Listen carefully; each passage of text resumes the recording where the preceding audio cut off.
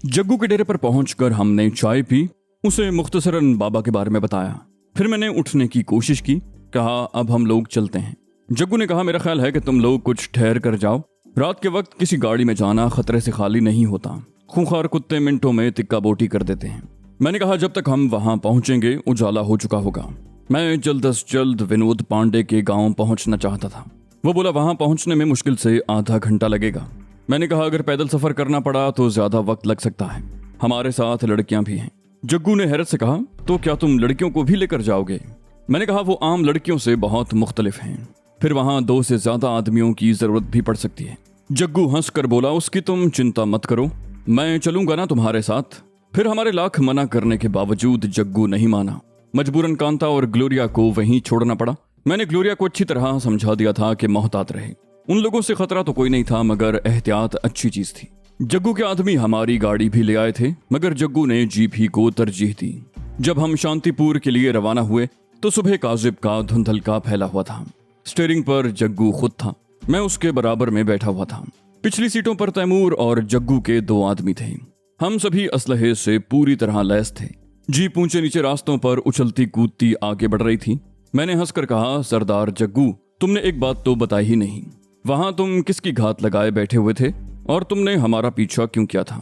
जग्गू हंसकर बोला वो हमने असल में पुलिस कमिश्नर के लिए जाल फैलाया था, उसके पास इसी रंग और मॉडल की गाड़ी है। जब तुम लोग वापस भागे तो मैंने भी तुम्हारा पीछा किया। शुक्र करो मेरा इरादा पुलिस कमिश्नर को मारने का नहीं था, वरना मैं तुम्हारी गाड़ी पर फायरिंग शुरू कर देता। वो चलते चलते बाईं तरफ मुड़ा और कुछ दूर जाने के बाद उसने जीप रोक दी। उसने इर्द गिर्द का जायजा लिया, फिर जीप से नीचे उतर गया। मैं भी नीचे उतर गया। हवा में सौंधी सौंधी मिट्टी की खुशबू रची हुई थी। उस दिन शदीद सर्दी थी और इतनी कोहर थी कि फजा धुआं धुआं हो रही थी। मैंने 2-4 गहरे गहरे सांस लिए और इर्द गिर्द का जायजा लिया। गांव में जिंदगी बेदार हो चुकी थी। जग्गू ने अपने एक आदमी को मुखातिब किया, शंभू तुम यहाँ जीप के पास ठहरो और अपनी आंखें और कान खुले रखना। ये कहकर वो आगे भी गया। मैंने कहा विनोद पांडे के घर का पता पूछ किसी से। जग्गू बोला मेरे साथ चले आओ। वो तेज कदमों से एक समत में बढ़ता रहा। थोड़ी देर के बाद वो सुर्ख ईंटों के एक 2 मंजिला मकान के सामने पहुंचकर रुक गया। उसने चंद लम्हे कुछ सोचा, फिर लोहे के बड़े से फाटक पर दस्तक देने लगा। फौरन ही दरवाजा खुला और एक आदमी बाहर निकल आया। उसने बारी बारी हम चारों का जायजा लिया। बोला कौन हो भैया? जग्गू ने कहा सेठ जी से कहो कि जग्गू आया है। उसके लहजे में तहक्कुम था। मुलाजिम फौरन अंदर चला गया। उसने वापसी में ज्यादा देर न लगाई, शायद वो भागता हुआ आया था। उसका सांस बुरी तरह फूला हुआ था। उसने हाँफते हुए कहा अंदर चलिए सरकार, सेठ जी आपको बुला रहे हैं। हम अंदर दाखिल हुए तो लंबी रविश के आखिरी सिरे पर अधेड़ उम्र का एक बावक्कार शख्स खड़ा दिखाई दिया। उसने सर्दी से बचने के लिए स्वेटर पहन रखा था और जिस्म के कुछ हिस्से पर खूबसूरत ऊनी शॉल थी। हमें देखते ही वो हमारी तरफ लपका और बुलंद आवाज में बोला आओ जग्गू, इस दफा बहुत दिनों के बाद आए। वो ये कहता हुआ जग्गू से लिपट गया। तुम ठीक तो हो? जग्गू ने कहा भगवान की कृपा है सेठ जी। फिर मेरी तरफ इशारा करते हुए बोला ये मेरे दोस्त मनोहर लाल हैं, सीआई के बहुत बड़े अफसर हैं। मैं इन्हीं के एक काम की वजह से आया हूँ। सेठ जी ने दोनों हाथ जोड़कर मुझे प्रणाम किया, फिर बोले मनोहर जी मुझे आपके काम आके खुशी होगी, आइए अंदर चलिए, कुछ जलपान कर लें, फिर काम की बात भी हो जाएगी। जग्गू ने अपने साथी और तैमूर का तारुफ नहीं कराया था, इसलिए सेठ ने उनकी तरफ मुतलक तवज्जो न दी। शायद वो उन दोनों को जग्गू का मुलाजिम समझा था। सेठ जी का ड्राइंग रूम या बैठक वैसी ही थी जैसी आमतौर पर हमारे यहाँ देहात के खाते पीते लोगों की होती है। उन्होंने शायद मुलाजिम से पहले ही कह दिया था। हमें वहां बैठे हुए ज्यादा देर नहीं हुई थी कि उनका मुलाजिम नाश्ते का सामान लेकर आ गया। गर्मा गर्म तरतराते हुए पराठे, मक्खन, आलू की भुजिया और दूध। इस भाग दौड़ में मेरी भूख चमक उठी थी। मैंने खाने से पूरा पूरा इंसाफ किया। हम लोग नाश्ते से फारिग हुए तो सेठ जी ने पूछा हाँ मनोहर जी, अब सुनाइए कैसे आना हुआ? मैंने कहा सेठ जी मुझे एक आदमी की तलाश है। मालूम हुआ है कि उसकी माँ इसी गांव में रहती है और वो आजकल यहीं आया हुआ है। सेठ ने कहा आप नाम बताएं मनोहर जी, अगर वो इस गांव में हुआ तो हर कीमत पर आपके हवाले कर दूंगा। मैंने कहा उसका कोई एक नाम नहीं है सेठ जी, हर जगह वो एक नए नाम से पहचाना जाता है। मैंने अपने पर्स में से विनोद पांडे की तस्वीर निकाली और सेठ जी की तरफ बढ़ा दी। कहा उसकी ये तस्वीर है मेरे पास। सेठ जी ने तस्वीर मुझसे लेकर जेब से चश्मा निकाल कर लगाया और तस्वीर देखकर चौंक उठे। बोले अरे ये तो गोपाल है, नारायण जी का भांजा। उन्होंने मेरी तरफ देखा, फिर पुरख्याल अंदाज में बोले मेरा ख्याल है कि गोपाल यही है। मैंने जल्दी से कहा क्या आपने उसे गांव में देखा है? सेठ ने सोचते हुए कहा, देखा तो नहीं है, मगर कल नारायण जी के हाथ में नई घड़ी देखी है। मैंने उनसे पूछा था कि ये घड़ी कौन लाया था, तो वो गड़बड़ा कर बोले कि उनका भांजा गोपाल लाया था। मैंने पुरजोश लहजे में कहा, इसका मतलब है कि वो यही है। आप ऐसा करें सेठ जी, मुझे उसका घर बता दें। सेठ ने कहा, मैं उसे यहीं बुलवाए लेता हूँ। मैंने कहा, नहीं सेठ जी, आपने यहाँ बुलाया तो वो चौकन्ना हो जाएगा, मुमकिन है वो यहाँ से भी कहीं गायब हो जाए। सेठ ने सर हिलाते हुए कहा, ठीक है, मैं अपने एक नौकर को आपके साथ भेज दूंगा, वो आपको नारायण जी के घर छोड़ाएगा। मैंने कहा, हमारे पास टाइम ज्यादा नहीं है। सेठ ने अपने एक मुलाजिम को आवाज दी और उससे कहा, इन्हें जरा नारायण जी का घर दिखा दो। नौकर जल्दी से बोला, जी सरकार। फिर कहने लगा, आज नारायण जी के घर शहर से बहुत मेहमान आ रहे हैं। अभी थोड़ी देर पहले एक गोरा भी उनके घर का पता पूछ रहा था, उसे भी मैं ही छोड़ कर आया हूँ। मैं आलम इस्तराब में खड़ा हो गया। मैंने पूछा, उस गोरे को कब छोड़ा है तुमने? वो बोला, अभी थोड़ी ही देर पहले सरकार, उस वक्त आप नाश्ता कर रहे थे। मैंने पूछा, वो गोरा किसी गाड़ी में आया था? नौकर ने कहा, जी सरकार, लंबी सी गाड़ी है उसकी, उसके साथ 2 आदमी और भी हैं, मगर वो गोरे नहीं हैं। मैं जग्गू को एक तरफ ले गया और उससे कहा कि अपने आदमी को वहां भेज दो, हो सके तो वो उनकी गाड़ी के 1-2 टायर फ्लैट कर दे, मैं उस गोरे को भी पकड़ना चाहता हूँ। जग्गू ने इस बात में सर हिलाया और अपने साथी को नजदीक बुलाकर आहिस्ता आहिस्ता कुछ बताने लगा। नारायण जी यानी विनोद पांडे के मामू का मकान भी पुख्ता था, मगर ज्यादा वसीओ अरीज नहीं था। सेठ जी का नौकर हमें दूर से मकान दिखाकर लौट गया। मैंने जग्गू से कहा, तुम आगे रहो, विनोद पांडे मुझे खूब अच्छी तरह पहचानता है, मेरी झलक भी देख ली तो गायब हो जाएगा। जग्गू ने पूछा, उसने तुम्हें आखिरी बार कब देखा था? मैंने कहा, परसों रात को मैंने उसे पकड़ने की कोशिश की थी, मगर वो मेरे हाथ से बच गया। मेरा ख्याल है कि इलाहाबाद से वो सीधा यहीं पहुंचा है। उसने एक घने बरगद की तरफ इशारा करते हुए कहा, ठीक है, तुम लोग उस दरख्त के पास खड़े हो जाओ, मैं उसे बुलवाता हूँ। मैं और तैमूर टहलते हुए उस तरफ निकल गए। जग्गू इस दौरान में दस्तक दे चुका था। दरवाजा बूढ़े से एक आदमी ने खोला। जग्गू ने उससे कुछ कहा तो वो नफी में सर हिलाने लगा। जग्गू ने सर झटक कर फिर कुछ कहा। बूढ़े का सर ज्यादा शिद्दत से हिलने लगा। पलक झपकते में जग्गू ने रिवॉल्वर निकालकर बूढ़े के पेट से लगा दिया। उसका अंदाज ऐसा था कि बिल्कुल नजदीक से गुजरने वाला शख्स भी रिवॉल्वर नहीं देख सकता था। रिवॉल्वर की झलक देखते ही बूढ़ा बदहवास होकर एक तरफ हट गया। जग्गू ने घूमकर मुझे इशारा किया और अंदर दाखिल हो गया। मैं और तैमूर भी टहलते हुए दरवाजे की तरफ बढ़े और फुर्ती से अंदर दाखिल हो गए। हमारे दाखिल होते ही जग्गू ने दरवाजा बोल्ट कर दिया। फिर उसने आगे बढ़कर रिवॉल्वर बूढ़े की कनपटी पर रख दिया और जहरीले लहजे में कहा, तू कह रहा था कि गोपाल यहाँ आया ही नहीं। अब अगर गोपाल यहाँ हुआ तो सबसे पहले तो मैं इस बुढ़े को गोली मारूंगा। मैंने निस्बतन नरम लहजे में पूछा, सच सच बताएं, गोपाल यहीं है? बूढ़ा थके थके लहजे में बोला, मेरी जान बहुत मुसीबत में है। भांजा कहता है कि किसी को मेरे बारे में मत बताओ, और तुम कह रहे हो कि बताओ, मैं क्या करूं? मैंने कहा, आप कुछ मत करें, बस खामोशी से एक तरफ बैठ जाएं। फिर मैंने पूछा, गोपाल इस वक्त किस कमरे में है? उसने कहा, वो लोग इस वक्त बैठक में हैं। कोई मेहमान बैठा हुआ है गोपाल के पास। बैठक मकान के दूसरे सिरे पर थी, क्योंकि वो हिस्सा खालिस मर्दाना था। मैंने कहा, आपका कमरा कौन सा है? नारायण जी बोले, मेरा कमरा तो ये सामने है। जग्गू बोला, तो फिर अपने कमरे में चलें। जग्गू का मूड फिर खराब हो गया। उनके कमरे में दूसरा कोई दरवाजा नहीं था। पुरानी वजह की सिर्फ एक कुर्सी थी और उससे भी पुरानी खिड़की जिस पर सलाखें लगी हुई थीं। फिर मैंने तैमूर और जग्गू दोनों को बाहर जाने का इशारा किया और उनके निकलते ही मैं भी झपट कर बाहर आ गया। फिर कमरे का दरवाजा बंद करके कहा, नारायण जी, मेरा एक आदमी यहाँ मौजूद है। अगर तुमने शोर शराबा करने की कोशिश की तो वो बेधड़क गोली चला देगा। मैंने तैमूर और जग्गू को मखसूस इशारा किया और खुद भी उनके पीछे रवाना हो गया। बैठक में से बात करने की आवाजें आ रही थीं। मैं और तैमूर वहीं एक कोने में छुप कर खड़े हो गए। जग्गू उनकी गुफ्तगू सुनने में इतना महव हुआ कि दरवाजे पर दस्तक देना भूल गया। अचानक दरवाजा झटके से खुला और मुझे एक गैर मुल्की का चेहरा दिखाई दिया। जग्गू सटपटा कर रह गया। उसकी पोजीशन उस वक्त खासी नाजुक थी। उसके पास दरवाजे से कान लगाने का कोई जवाज नहीं था। फिर इससे पहले कि वो फौरन कोई कार्रवाई करता, जग्गू ने अचानक रिवॉल्वर निकालकर उसके पेट से लगा दिया। गोरे का मुंह खुले का खुला रह गया। मैं और तैमूर झपट कर वहां पहुंच गए। मैंने गोरे का गिरबान पकड़कर बाहर घसीट लिया और तैमूर से सरगोशी में कहा, तुम इसका ख्याल रखना, चालाकी दिखाए तो एकदम गोली मार देना। मैं विनोद पांडे को देखता हूँ। मैंने बहुत मोहतात होकर अंदर कदम रखा। वहां का मंजर देखकर मुझे धचका लगा। विनोद पांडे फर्श पर आड़ा तिरछा पड़ा हुआ था और उसके सर से खून बह रहा था। मैं झपट कर उसके नजदीक पहुंचा तो मालूम हुआ कि वो मरा नहीं है बल्कि जिंदा है। उसके सांस हमवार थे और नब्ज भी नॉर्मल थी। तेजी से मेरे जहन में ख्याल आया कि इस गैर मुल्की ने विनोद पांडे को बेहोश किया है। जरूर वो दस्तावेजात ले गया होगा। जाहिर है विनोद पांडे कोई डील करने वाला था। विनोद पांडे को इसी हालत में छोड़कर मैं वापस भागा। उस गैर मुल्की के कब्जे में अगर दस्तावेजात थी तो वहां से निकलने के लिए वो जान पर खेल सकता था। फिर मुझे अपने एक और ब्लंडर का एहसास हुआ। मैंने तो उस गैर मुल्की की तलाशी भी नहीं ली थी। दरवाजे के पास पहुंचते ही मैं ठिठक गया। गैर मुल्की के हाथ में जदीद किस्म का जर्मन रिवॉल्वर था और उसने तैमूर और जग्गू दोनों को उसकी जद में ले रखा था।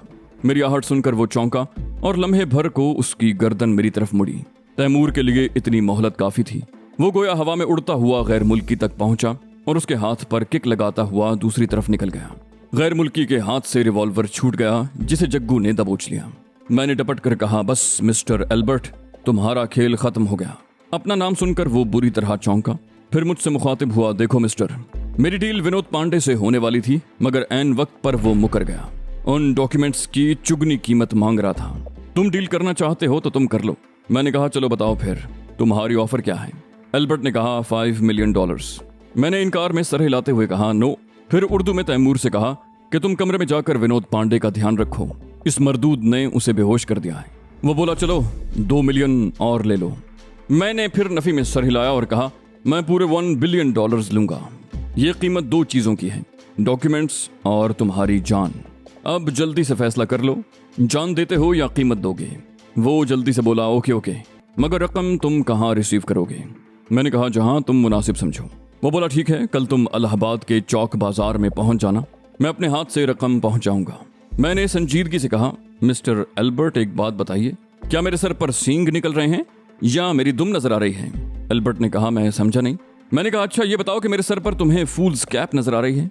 एल्बर्ट भिन्ना गया, बोला, साफ साफ बात करो, मैंने तुम्हारी शराइत मान ली है, डील तुम्हारी मर्जी के मुताबिक हुई है। फिर मैंने जहरीले लहजे में कहा, इतने भोले मत बनो, तुम उस वक्त तक कहीं नहीं जा सकोगे जब तक मुझे रकम नहीं मिल जाती, समझे, या किसी और जबान में समझाऊं। एल्बर्ट का चेहरा बुझ कर रह गया। उसका जोश खरोश लम्हों में मांद पड़ गया। उसने भर्राई हुई आवाज में कहा, मेरी बात का यकीन करो। मैंने चीख कर कहा, बको मत, सीधी तरह वो डॉक्यूमेंट्स मेरे हवाले कर दो, बस इसी सूरत में तुम्हें छोड़ सकता हूँ। एल्बर्ट तंजिया अंदाज में हंसा, बोला, वो डॉक्यूमेंट्स तो अभी यहाँ हैं भी नहीं, तुम मेरी तलाशी ले सकते हो। मैंने अचानक उसकी खोपड़ी पर रिवॉल्वर का दस्ता रसीद कर दिया। वो तेवरा कर फर्श पर गिरा तो मैंने जग्गू से कहा, इसके हाथ पांव बांध दो, मैं जरा विनोद पांडे की खबर ले लूं। अगर उसने भी डॉक्यूमेंट्स के बारे में यही कहा तो फिर इन दोनों को अपने साथ ले जाना पड़ेगा। मैं दोबारा बैठक में पहुंचा तो विनोद पांडे जमीन की बजाय आरामदेह कुर्सी पर बैठा था और होश में था। तैमूर उसके ऐन सामने रिवॉल्वर लिए मुस्तैद बैठा था। मुझे देखकर विनोद पांडे बुरी तरह चौंका। हैरत से बोला, तुम यहाँ? मैंने तंजिया लहजे में कहा, मैंने कहा था ना कि मैं दुनिया के दूसरे सिरे तक तुम्हारा पीछा करूंगा। तू भाग भाग कर थक जाएगा मगर मुझसे बच नहीं सकेगा। वो बोला, अच्छा ये फिल्मी डायलॉग बोलना बंद करो, काम की बात करो। मैंने कहा, काम की बात यह है कि आज तू मेरे हाथों से मारा जाएगा। मैंने रिवॉल्वर महारत से अपनी उंगलियों में घुमाते हुए कहा, वो डॉक्यूमेंट्स मेरे हवाले कर दो, हो सकता है तुम्हारी जिंदगी की कुछ मुद्दत बढ़ जाए। उसने कहा, वो तो मैंने डपट कर कहा, कोई बहाना नहीं चलेगा पांडे, मुझे मालूम है कि अब तक वो डील नहीं हुई। वो बोला, फिर तुम्हें यह भी मालूम होगा कि इस वक्त वो डॉक्यूमेंट्स और माइक्रोफिल्म्स मेरे पास नहीं है। अभी कुछ देर पहले ही वो चीजें एक गैर मुल्की एजेंट मुझसे ले चुका है। मैं उसकी कुर्सी के करीब बैठ गया और खुशामद भरे लहजे में कहा, मुझे उस गैर मुल्की का पता बता दो। उसने कहा, मुमकिन है वो अब यहाँ ठहरे भी नहीं। मैंने कहा, वैसे क्या तुम्हें इस बात का यकीन है कि एल्बर्ट यहाँ से असली कागजात और माइक्रोफिल्म्स ले गया है? वो बोला, हाँ मुझे 100% यकीन है। मैंने अचानक उसके मुंह पर थप्पड़ जड़ दिया। फिर सर्द लहजे में कहा, आइंदा झूठ बोले तो बोलने के काबिल नहीं रहोगे, जबान काट कर फेंक दूंगा। तुम मुसलसल ये कह रहे हो कि वो कागजात और माइक्रोफिल्म्स एल्बर्ट ले गया है, मगर एल्बर्ट नहीं ले जा सकता। वो बोला, अगर तुम्हें यकीन ना हो तो गांव के लोगों से पूछ लो, उसे बेशुमार लोगों ने आते जाते देखा होगा। मैंने कहा, मुमकिन है वो यहाँ आया हो, मगर वो यहाँ से कुछ ले जाने के काबिल नहीं है। विनोद पांडे उलझ गया, बोला, क्या मतलब? मैंने कहा, मतलब ये कि एल्बर्ट कहीं गया नहीं है, जा भी नहीं सकता, क्योंकि इस वक्त वो हमारी कैद में है। विनोद पांडे बुरी तरह उछल पड़ा, बोला, तुम मुझसे ब्लफ कर रहे हो। मैंने उसके मुंह पर चटाक से एक भरपूर थप्पड़ मजीद मारा। कहा, मैं तफरीहन झूठ बोलने का आदी नहीं हूँ, इसलिए आइंदा मुझे झूठा मत कहना। फिर मैं तवील सांस लेकर बोला, अब बताओ कहाँ हैं वो माइक्रोफिल्म्स और डॉक्यूमेंट्स? उसने कहा, वो चीजें एक तीसरे आदमी के पास हैं। मैंने तंजिया लहजे में कहा, और वो तीसरा आदमी कहाँ है? चौथे आदमी के पास? वो बोला उसका एड्रेस मेरे पास है, मगर एक शर्त पर बताऊंगा। मैंने उसे टोक दिया, कहा कोई शर्त नहीं, वो चीजें मैं बिला शर्त और बिला मुआवजा हासिल करूंगा। मुझे उस आदमी का नाम बताओ। विनोद पांडे ने शिकस्त खूरदा लहजे में कहा, नाम मैं बता दूंगा, अगर डॉक्यूमेंट्स उससे वसूल कर सकते हो तो कर लेना। वो इलाहाबाद का पुलिस कमिश्नर हुमायूं मिर्जा है। मैं बुरी तरह चौंक उठा। कहा, मेरी एक बात अच्छी तरह जहन में बिठा लो पांडे, मैं तुम्हें इस दफा छोड़ूंगा नहीं जब तक वो कागजात मुझे नहीं मिल जाते, अब चाहे वो हुमायूं मिर्जा के पास हों या बाबर मिर्जा के पास। विनोद पांडे के चेहरे पर मुर्दनी छा गई। वो थके हुए लहजे में बोला, अगर वो कागजात तुम्हें साल भर तक न मिले तो क्या तुम साल भर तक मुझे कैद रखोगे? मैंने जहरीले लहजे में कहा, साल भर? अगर वो कागजात मुझे जिंदगी भर न मिले तो मैं जिंदगी भर तुम्हें कैद रखूंगा। मेरा नाम कामरान है और मैं एक दफा जो कह देता हूँ उसे फिर जिंदगी भर निभाता हूँ। फिर मैं तैमूर से मुखातिब हुआ, इसके हाथ पांव बांधो, मैं जरा बाहर का जायजा ले लूं। दूसरे कमरे में एल्बर्ट भी बंधा पड़ा हुआ था। जग्गू उसके सर पर मुस्तैद बैठा हुआ था। एल्बर्ट अभी तक होश में था।